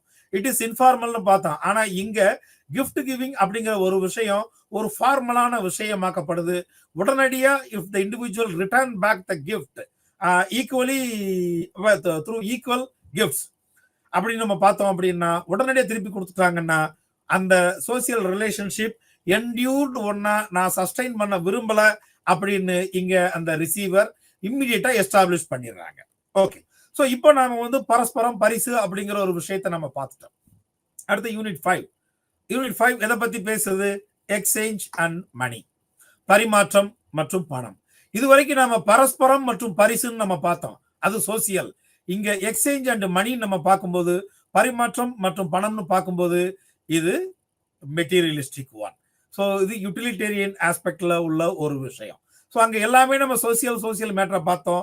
இங்க எப்படி ஒரு இண்டிவிஜுவல்ஸோட எக்ஸ்பெக்டேஷனை இந்த எக்ஸ்சேஞ்ச் மணி மூலமா நிறைவேற்றப்படுது அப்படின்னு நம்ம பார்ப்போம். ஸோ பணம் மற்றும் பரிமாற்றம் அப்படிங்கிறத நாம ஒரு புரிதலுக்கு போனா மட்டுமே தான் நாம அதனுடைய பெர்ஸ்பெக்டிவ்ல புரிஞ்சுக்க முடியும். ஸோ பணம் அப்படிங்கிறத நாம எப்படி பார்க்கலாம்? நீங்க நிறைய சினிமா படத்துல பாட்டு கேட்டிருக்கலாம், நீங்களே நிறைய பாடல்கள் பாடி இருக்கலாம். ஸோ மணி மணி மணி அப்படிங்கிற நிறைய விஷயங்கள்லாம் நீங்க வந்து நிறைய படங்கள்ல பார்த்துருக்கலாம். அதை வச்சு பாட்டு இருக்குது, அதை வச்சு நிறைய படம்லாம் இருக்குது. ஸோ இப்போ அந்த பணம் அப்படிங்கிறது உங்க பாக்கெட்ல இருக்கலாம், என் பாக்கெட்ல இருக்கலாம் இல்லாமலும் இருக்கலாம். நீங்க யாருக்காவது அன்பளிப்பா கொடுத்துருக்கலாம், கைமாத்தா கொடுத்துருக்கலாம், கடனா கொடுத்துருக்கலாம், இல்ல அன்பளிப்பா வாங்கியிருக்கலாம், கைமாத்தா வாங்கியிருக்கலாம், இல்ல கடனா வாங்கியிருக்கலாம். நல்லா பாருங்க, உங்ககிட்ட இருக்கிற பணம் இன்னொருத்தட்ட போகுது, இன்னொருத்தட்ட இருக்கிற பணம் உங்ககிட்ட வருது அப்படின்னு பாக்குறப்போ இதுல முக்கியமான விஷயம் என்ன? இட் இஸ் இன்டர்சேஞ்சபிள், மாற்றத்தக்கது, பரிமாறிக்கொள்ளத்தக்கது. உங்ககிட்ட இருக்கலாம், நாளைக்கு இன்னொருத்தட்ட இருக்கும், நாளைக்கு இன்னொருத்தட்ட இருக்கிறது அடுத்து இன்னொருத்தட்ட இருக்கும். ஸோ அது எப்பவுமே ஒரு ஃப்ளோட்டிங்ல இருந்துகிட்டே தான் இருக்கும், அது மூவிங்ல இருந்துகிட்டே தான் இருக்கும். ஏன்னா அது இன்டர்சேஞ்சபிள், பரிமாறத்தக்கது, மாற்றத்தக்கது. இது வந்து ஒரு இம்பர்சனல் இன்ஸ்ட்ருமெண்ட். இது ஒரு பர்சனல் இன்ஸ்ட்ருமெண்டா யாருமே சொல்ல முடியாது. என்கிட்ட மட்டும்தான் இந்த மணி இருக்குது, என்னுடைய யூனிக் அட்ரிபியூட் அப்படின்னு நம்ம சொல்லவே முடியாது. ஏன்னா அது எல்லாருக்குமே பொதுவான ஒரு வேல்யூவை கொடுக்கக்கூடிய விஷயம். Since it is impersonal one. நீங்க 2 ரூபாய், 5 ரூபாய், 50 ரூபாய், 100 ரூபாய், 500 ரூபாய் வச்சிருந்தீங்க அப்படின்னா அது யார் கையில, எக்ஸ் கையில இருந்தாலும் சரி, ஒய் கையில இருந்தாலும் சரி, அதே வேல்யூவை தான் கொடுக்கும். So it has no personal values, it has no personal things, it is impersonal one. இது எல்லாருக்குமே பொதுவான அர்த்தத்தை கொடுக்கக்கூடியது. சரி, இந்த பணத்தை வச்சு என்ன பண்றது? நமக்கு தேவையான பொருட்கள் இல்லைன்னா சேவைகளை பெறுவதற்கு பணம் ஒரு வழிமுறை, ஒரு பரிமாற்ற வழிமுறை. பொருளை வாங்கணுமா, நம்ம பணம் கொடுத்து வாங்கணும். யார்கிட்ட இருந்தா நமக்கு சர்வீஸ் தேவைப்படுதா, வேலை தேவைப்படுதா, அந்த வேலைக்கு நம்ம பணத்தை கொடுக்கணும். இல்ல வேற ஏதாவது சர்வீஸ் மூலமா சாட்டிஸ்ஃபை பண்ணணுமா, அதை பதிலீடு பண்ணணுமா, நாம பணத்தை கொடுக்கணும். லேபர் அப்படிங்கிற விஷயம் இங்க பணம் அப்படிங்கிறது மூலமா இங்க சாட்டிஸ்ஃபை பண்ணப்படுது, இல்லைன்னா ரீபே பண்ணப்படுது. ஸோ இது அடிப்படையில் பார்த்தோம்னா பணம் பரிமாற்றம் நடைபெறுவதற்கான ஒரு சேனல், இது ஒரு மீன், இது ஒரு வழிவகை. ஸோ மணி அப்படின்னு நம்ம பார்த்தோம்னா பணம் அப்படிங்கிறது அது நம்ம கரன்சின்னு சொல்றோம், அது காயினாவும் இருக்குது. ஸோ வேரியஸ் நேம்ஸ், பல்வேறு வகையான பெயர்கள் அப்படின்னு பார்த்தோம்னா rupee, dollar, euro, franc, so on, இப்படி நிறைய இருக்குது. ஸோ இந்த மாதிரி ஒவ்வொரு நாட்டிலையும் ஒவ்வொரு விதமான பேர் இருக்குது. ஆனா அது எல்லாத்துக்கும் பொதுவான பேர் என்ன? மணி. ஸோ அந்த நாட்டிலலாம் புழக்கத்தில் இருக்கிற கரன்சிக்கு வேணா பேர் வேறுபடலாம். அது யூரோவாவோ, ருபியாவோ, டாலராவோ, என்னாவோ இருக்கலாம், ரூபிலாவோ இருக்கலாம். ஆனா அது கரன்சிங்கிற பேர்ல தான் பொதுவா அழைக்கப்படுது. சரிங்களா? இதை நாம புரிஞ்சுக்கணும், பணம்னா என்ன அப்படின்னு. ஸோ இப்போ பரிமாற்றம் அப்படிங்கிற ஒரு விஷயத்தை பார்ப்போம். ஸோ பணத்தின் மூலமாக நாம் பரிமாற்றம் செய்து கொள்கிறோம். என்ன மாதிரியான பரிமாற்றம் செய்து கொள்கிறோம்? நமக்கு தேவையான சர்வீஸை சாட்டிஸ்ஃபை பண்ணிக்கிறோம், நமக்கு தேவையான லேபர் வாங்கிக்கிறோம், நமக்கு தேவையான பொருளை வாங்கிக்கிறோம். அப்படின்றப்போ இதுல என்ன நடக்குது? இதுல கொடுக்கல் மற்றும் வாங்கல் மற்றும் பரஸ்பரம் சார்ந்திருக்கும் ஒரு செயல்முறை நடக்குது. ஸோ கொடுக்கல் வாங்கல், பணம் கொடுக்கிறோம், வேலை வாங்குறோம், பணம் கொடுக்கிறோம், பொருள் வாங்குறோம், பணம் கொடுக்கிறோம், சர்வீஸ் வாங்குறோம். அதான் பரஸ்பரமான ஒரு பரிமாற்றத்தை உள்ளடக்கியது. நீங்க வேலையை மட்டும் வாங்கிட்டு பணம் கொடுக்காம இருக்க முடியாது, பொருளை மட்டும் வாங்கிட்டு பணம் கொடுக்காம இருக்க முடியாது, ஒரு சர்வீஸை யூட்டிலைஸ் பண்ணிட்டு நீங்க அதுக்கு பணம் கொடுக்காம இருக்க முடியாது. ஸோ இப்போ கொடுக்கறது அப்படிங்கிறது பரஸ்பரம் சார்ந்த ஒரு விஷயமா இருக்குது. ஸோ இதுல பார்த்தோம் அப்படின்னா இது 2 தனித்தனி அம்சங்கள். ஒன்னு கோஆபரேஷன் இருக்குது, இன்னொன்னு காம்படிட்டிவ் டைப் இருக்குது. கோஆபரேஷன் என்ன? இப்ப நம்ம சொன்னோம் இல்லையா, அந்த கொடுக்கல் வாங்கல் அப்படிங்கிறது எல்லாமே. ஸோ அந்த காம்படிட்டிவ் எக்ஸ்சேஞ்ச் அப்படிங்கிறது எவ்வளவு தூரத்துக்கு நாம அதை ஓவர் கம் பண்ணி வர்றோம் அப்படின்னு நம்ம அதனுடைய தன்மையை நிலைநிறுத்தக்கூடியது. ஸோ ஒரு ஹிஸ்டாரிக்கல் அண்டர்ஸ்டாண்டிங் ஆஃப் எக்ஸ்சேஞ்ச் அப்படின்னு நம்ம பார்த்தோம்னா, எக்ஸ்சேஞ்ச் ஆஃப் மணி அப்படின்னு பார்த்தோம்னா, பணம் பல்வேறு வடிவங்கள்ல த்ரூஅவுட் தி ஏஜஸ் இருந்திருக்குது. ஃப்ரம் த பிகினிங் எக்ஸ்சேஞ்ச் அப்படிங்கிறது இருந்துகிட்டு தான் இருக்குது. ஸோ அந்த எக்ஸ்சேஞ்ச் அப்படிங்கிறது அது ஒரு ஆக்ஷன். அந்த மீன் ஆஃப் எக்ஸ்சேஞ்ச் அப்படிங்கிறது கோல்டா இருந்திருக்கலாம், தங்கமா இருந்திருக்கலாம், வெள்ளியா இருந்திருக்கலாம், இல்ல அதர் ப்ரீசியஸ் மெட்டல்ஸா இருந்திருக்கலாம். ஆனா எப்படி பார்த்தாலும் அந்த பரிமாற்றம் அப்படிங்கிறது ஒரு வேல்யூ அடிப்படையில் இருந்திருக்குது. அந்த வேல்யூவை தீர்மானிச்ச பொருட்கள் ஆப்ஜெக்ட் வேற வேற வேற இருந்திருக்கலாம். ஆனா பரிமாற்றம் அப்படிங்கிறது மனித வரலாறுல இருந்துகிட்டே தான் இருந்திருக்குது. ஏன்னா எந்த ஒரு தனிநபரும் தனக்கான தேவைகளை தானே எல்லாத்தையுமே ஃபில் பண்ணிக்க முடியாது. he has to depend on others. அவன் அடுத்தவனை தான் சார்ந்திருக்க வேண்டியிருக்குது. அப்ப அடுத்தவனை சார்ந்திருக்க வேண்டியிருக்குது அப்படின்னா அவன் நமக்கு செய்யறதுனால அவனுக்கு என்ன பெனிஃபிட் இருக்குது? ஒரு பெனிஃபிட் இல்லை. அப்ப அவனுக்கு தேவையான விஷயத்த நாம திருப்பி கொடுக்கணும். அந்த தேவையான விஷயத்தை திருப்பி கொடுக்கிறது அப்படிங்கிறது தான் இங்க பரிமாற்றமான ஒரு விஷயமா இருக்குது. தேவையான விஷயம்ங்கிறது அந்த நபருக்கு என்ன தேவைங்கிறத பொறுத்து மாறுபடலாம். அது கோல்டா இருக்கலாம், சில்வரா இருக்கலாம், அதர் ப்ரீசியஸ் மெட்டல்ஸா இருக்கலாம், இல்லைன்னா ஹண்டர்டு அனிமலா இருக்கலாம், இல்ல கேதர்டு ஹனியா இருக்கலாம், இல்ல ஈல்டட் அக்ரிகல்ச்சரல் ஈல்டா இருக்கலாம், what ever it may be. ஆனா ஒரு விஷயம் மட்டும் நம்ம தெரிஞ்சுக்கணும். வேல்யூ என்பது காலங்கள் முழுவதும் த்ரூஅவுட் தி ஏஜஸ் எக்ஸ்சேஞ்ச் பண்றதுக்கான ஒரு வழிமுறை. வேல்யூ என்ன? நமக்கு தேவையானதை வாங்கிக்கிறோம், அவனுக்கு தேவையானதை திருப்பி கொடுக்கிறோம். இப்ப பாருங்க, பொருளுக்கு பதிலாக பொருளை பெற்றுக்கொள்வது, சர்வீஸுக்கு பதிலாக சர்வீஸ் வழங்குவது, goods for goods, service for service. It has an intrinsic value called as commodity money. Goods for goods, வாங்கின பொருளுக்கு ஈக்குவலான பொருளை கொடுக்குறது, வாங்கின சேவைக்கு தகுந்தாப்படி ஈக்குவலான சேவையை கொடுக்கிறது. அதுதான் அதனுடைய தரம், அந்த வேல்யூ தான் இன்ட்ரின்சிக் வேல்யூ. இதுக்கு பேர் கமாடிட்டி மணி. ஸோ பொருளுக்கு பொருள், சர்வீஸுக்கு சர்வீஸ், அதான் கமாடிட்டி டு கமாடிட்டி. இது என்ன பார்க்கலாம்னா, கண்ணுக்கு கண், பல்லுக்கு பல்லு நீங்க வந்து பார்த்துருப்பீங்க. ஒரு கண்ணுக்கு இன்னொரு கண்ணு, அதே மாதிரி தான் அந்த மாதிரியான பிரின்சிபல் தான் அது. அடுத்து நீங்க பாத்தீங்கன்னா exchange of currency for goods. So பொருட்களை வாங்கும் போது நம்ம பணத்தை கொடுக்கிறோம், அது இட் ஹாஸ் பேப்பர் மணி. அது paper money, it has no intrinsic value. So என்ன பொருள் வாங்குறீங்களோ அந்த பொருளுக்கான வேல்யூ பணத்தின் அடிப்படையில் தீர்மானிக்கப்படுது. அந்த பணத்தின் அடிப்படையில் எவ்வளவு அளவோ நாம் அதை கொடுத்துக்கிறோம். ஸோ பணம் எப்படி உருவாகுதுன்னு நம்ம பார்க்கலாம். ஸோ கமாடிட்டி ஃபார்ம்ல, பார்ட்டர் சிஸ்டம்ல இப்ப நாம பேசின பொருளுக்கு பதில் பொருள், சேவைக்கு பதில் சேவை. ஸோ மெட்டாலிக் ஃபார்ம்ல பார்க்கும்போது அது காயின்ஸ். ஸோ இடைப்பட்ட காலத்துல அரசர்கள் நாணயங்களை தான் புழக்கத்துல விட்டாங்க, பேப்பர் புழக்கத்துக்கு வர்றதுக்கு முன்னாடி. ஸோ இது அது என்ன, அந்த உலோகங்களின் பயன்பாடு, அது செப்பு காயினா இருக்கலாம், இல்ல கோல்டு காயினா இருக்கலாம், இல்ல சில்வர் காயினா இருக்கலாம், சரிங்களா? அதாவது கோல்டு, சில்வர், பிரான்ஸ் இந்த மாதிரி காயின்ஸை யூஸ் பண்ணி அந்த பணத்தை உருவாக்கணும். அடுத்து பேப்பர் ஃபார்ம், பேப்பர் மணி இப்போ நாம பயன்படுத்திட்டு இருக்கிறது. எல்லாருக்கிட்டையுமே பேப்பர் ஃபார்ம்லயும் இருக்குது, காயின் ஃபார்ம்லயும் இருக்குது. அடுத்து plastic form, credit cards, debit cards நம்ம யூஸ் பண்றது. வேல்யூஸ் மட்டும் இருக்கும், கார்ட்ஸை வச்சு we will transfer the numbers. then e form, அது இ மணி, எலக்ட்ரானிக் மணி, ஆன்லைன் டிரான்சாக்சனுக்காக நம்ம யூஸ் பண்றது. ஸோ இப்போ இப்படித்தான் பணம் அதனுடைய வடிவத்தை மனித காலத்துடைய ஆரம்ப காலத்துல இருந்து கொஞ்சம் கொஞ்சமா மாடிஃபை பண்ணிக்கிட்டே வந்திருக்குது. ஆனா இதுல அடிப்படையா நம்ம கவனிக்கக்கூடிய விஷயம் என்னன்னா, அந்த வேல்யூ, அந்த பணத்துல அந்த நம்பர்ல உள்ளடக்கி இருக்கக்கூடிய வேல்யூ. ஸோ இப்போ பரிமாற்றத்தில், பணம் பரிமாற்றத்தில் மாற்றம் நம்ம பார்த்தோம்னா, ஹண்டிங் அண்ட் கேதரிங் சொசைட்டிஸ்ல இப்ப நாம பார்த்த பொருட்களுக்கு பதிலாக பொருட்களை திருப்பி கொடுப்பது. So goods for goods. So நமக்கு தேவையான பொருட்களை வாங்கிக்கிட்டு அவங்களுக்கு தேவையான பொருட்களை கொடுக்கிறது. உதாரணத்துக்கு வேட்டையாடுற சமூகத்துல என்ன பண்ணிருப்பாங்க, வேட்டையாடி இருப்பாங்க, அந்த மீட்டை கொடுத்துட்டு மற்றவங்க கிட்ட இருந்து தேவையான ட்ரெஸ் வாங்குறதுக்கு அந்த தோல் இதெல்லாம் வாங்குறது. ஸோ ட்ரெஸ் இல்லைன்னா வேற ஏதாவது தானியங்களை வாங்குறது. அதே நேரத்தில் ஆயர் சமூகம், பாஸ்டோரல் சொசைட்டிஸ்ல பார்த்தோம்னா பொருட்களுக்கு பதிலாக கால்நடைகளை கொடுக்கிறது. ஒரு மூட்டை அரிசியை வாங்கிட்டு 2 ஆடு கொடுக்கிறது, 10 மூட்டை அரிசி வாங்கிட்டு ஒரு மாடு கொடுக்கிறது. ஸோ இதுதான் வந்து பாஸ்டோரல் சொசைட்டிஸ்ல இருந்து. அக்ரிகல்ச்சரல் சொசைட்டிஸ்ல பார்த்தோம்னா, ஸோ அக்ரிகல்ச்சரல் ஈல்ஸ், நம்ம நிலத்துல உற்பத்தி செய்யப்பட்ட விளைஞ்ச பொருட்களை கொடுத்து நமக்கு தேவையான பொருட்களை வாங்கி கொள்றது. இன்னும் கிராமத்துல இந்த பழக்க வழக்கம் இருந்துகிட்டு தான் இருக்கு. பாத்தீங்கன்னா பருத்தி எல்லாம் கொண்டு போய் கடையில போட்டு அரிசி வாங்கிட்டு வருவாங்க, சோளம் வாங்கிட்டு வருவாங்க, ஸோ கம்பு வாங்கிட்டு வருவாங்க. அதே நேரத்துல இது வந்து ஈல்டு மட்டும் கொடுக்கறது இல்ல, அவங்க வீட்டுல இருக்கிற கோழி கொடுப்பாங்க, முட்டையை கொடுப்பாங்க. இந்த மாதிரியான விஷயங்கள்லாம் இன்னும் கிராமங்கள்ல நடந்துட்டு தான் இருக்குது. ஆனா நவீன சமூகத்துல பாத்தீங்கன்னா, இப்போ medium of exchange in modern societies பாத்தீங்கன்னா அது பேப்பர் மணியா இருக்குது, கிரெடிட் கார்ட்ஸ், டெபிட் கார்ட்ஸ் யூசேஜ்ல இருக்குது. இப்போ நம்ம ஆன்லைன் டிரான்சாக்ஷனுக்கு இ மணி யூஸ் பண்றோம். உங்க அக்கவுண்ட்லயும் பணம் இருக்கும், என் அக்கவுண்ட்லயும் பணம் இருக்கும், எல்லார் அக்கவுண்ட்லயும் பணம் இருக்கும். ஆனா அந்த பணம் அங்க டிரான்சிட் ஆகாது. அந்த வேல்யூஸ் மட்டும் போய்க்கிட்டே இருக்கும். இதுதான் இப்போ கண்டெம்பரரி சொசைட்டில நாம யூஸ் பண்ணக்கூடிய அந்த மீடியம் ஆஃப் எக்ஸ்சேஞ்ச் அப்படின்னு நம்ம பார்க்கிறது. அந்த பணம் எலக்ட்ரானிக் மணியா இருக்குது. Sometimes we may use our credit cards, debit cards. Very rarely now we using paper money. So இப்போ எல்லாருக்கிட்டையுமே இந்த 3 விதமானதுமே இருக்குது. நாம இப்படித்தான் நம்ம இந்த பிரசன்ட் டேஸ்ல நாம இந்த மணியை உபயோகப்படுத்தி நாம எக்ஸ்சேஞ்ச் ஆக்டிவிட்டிஸ் எல்லாமே நாம பண்ணிட்டு இருக்கிறோம். ஸோ இதன் மூலமா உங்க அனைவருக்குமே பரஸ்பரம் பரிசு பரிமாற்றம் பணம் அப்படிங்கிற சம்பந்தமான ஒரு தெளிவான புரிதல் ஏற்பட்டிருக்கும் நினைக்கிறேன்.